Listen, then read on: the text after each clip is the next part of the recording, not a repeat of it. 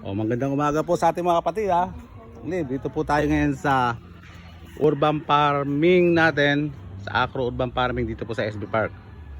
Ito po yung ating park na lupain na pinahiram sa atin ni Mayor, no? So, andito po tayo ngayon, Sunday. Ito po ang mga paninda, no?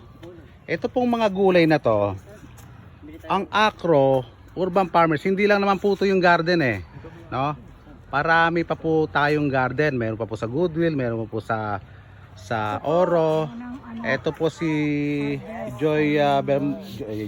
si Joy Rogante na farmers po dun sa atin sa Oro na pinag-iipon-ipon namin, tinda namin mga na-harvest na dito ngayon. Tapos ito po yung ating mga cattle health na junior urban farming Acro, no? So yan po, maglalagay po tayo rito. Papakita po natin yung hindi po tayo natutulog, tayo tahimik lang pero kumikilos.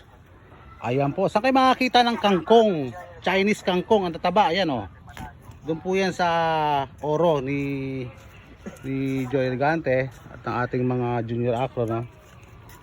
So yan po. So ito po, mga ayan, ano yan? Spinach, saluyot. Saluyot. Ayan, yung kangkong natin. Viral po yung saluyot ko. Saluyot, sinong gustong bumili dito, punta na kayo ha. Dito po sa garden ng Acro. Ito pa, may saluyot. Tapos meron pang, ano to? Ito yung ano? Patola saka okra. Mustasa po ito. Mustasa. Unang harvest. Unang harvest yun, no? Gabi, may gabi pa. So yun po, no? So sa ganito po, yan po yung ating mga na-harvest for, dami Harvest for today.